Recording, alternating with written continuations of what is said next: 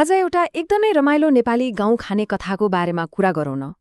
यसलाई गाउँ खाने कथा किन भनिन्छ भने पहिले यदि कसैले पहेलीको उत्तर दिन सकेन भने उसले सोध्नेलाई ठट्टामा एउटा गाउँ नै दिनुपर्थ्यो।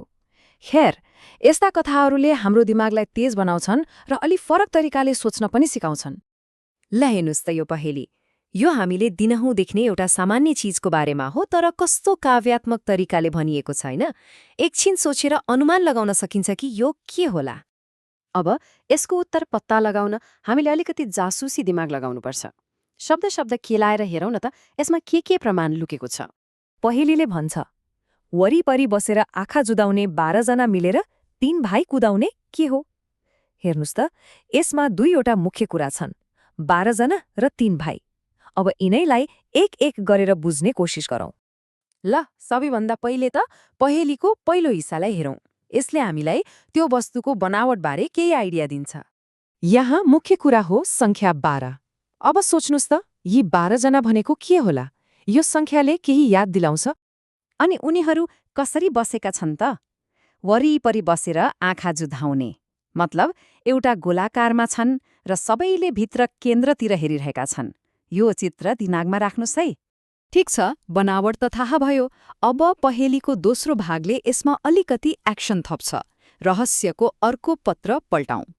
यहाँ अर्को नम्बर आउँछ 3 अनि यिनीहरूलाई भाइ बनिएको छ। अब यी 3 भाइ को होलान् अनि यिनीहरूले के गर्छन्? र उनीहरूको काम हो कुदाउने, मतलब उनीहरू सधैँ चलिरहन्छन्, कहिल्यै रोकिँदैनन्। कति राम्रो शब्द प्रयोग गरेको छ हैन त? ल, अब हामीसँग सङ्केतहरू तयार छन्। पहेलीमा 4 वटा सम्भावित उत्तर पनि दिइएको छ। अब एक गरेर हेरौँ कुन चाहिँ मिल्छ। हाम्रा अप्सनहरू छन् क्यालेन्डर, मोबाइल, घडी र साइकल। ल भन्नुस् त, कुन चाहिँ होला? पहिलो शङ्कास्पद क्यालेन्डर। के यो हाम्रो उत्तर हुन सक्छ? ल जाँचौँ त। क्यालेन्डरमा 12 महिना त हुन्छ, मतलब 12 जनावाला सङ्केत त मिल्यो, तर 3 भाइ कुद्ने भन्ने कुरा त कतैबाट पनि मिल्दैन। त्यसो भए क्यालेन्डर त होइन। अब साइकलको पालो। साइकलबारे के छ त? साइकलमा 2टा पाङ्ग्रा हुन्छन्, तर हाम्रो पहेलीमा त 12 जना र 3 भाइको कुरा छ। यो त कतै मिलेन। भनेपछि साइकल पनि हाम्रो उत्तर होइन। अब जब हामीले नमिल्ने उत्तरहरूलाई हटायौं, हामीसँग एउटा मात्र विकल्प बाँकी छ र यो विकल्प चाहिँ अचम्मसँग सबै सङ्केतहरूसँग ठ्याक्कै मेल खान्छ। त्यसो भए फेरि एकपटक सोचौँ त, त्यस्तो के चिज होला जसमा 12 वटा आकृतिहरू हुन्छन्, सबै भित्रतिर फर्केका, अनि 3 वटा चिजहरू लगातार घुमिरहन्छन्? हो, त्यो वस्तु हो खडे। अब यहाँ हेर्नुस् त, कस्तो मजाले ठ्याक्क मिल्छ। पहिलेको 12 जना भनेको घडीको डायलमा भएका 12 वटा अङ्कहरू। आँखा जुदाउने भनेको ती सबै अङ्कहरू केन्द्रतिर फर्केको। अनि 3 भाइ कुदाउने भनेको अरू केही नभएर घण्टा, मिनेट र सेकेन्डका सुईहरू, जुन सधैँ घुमिरहन्छन्। कस्तो गजब होइन?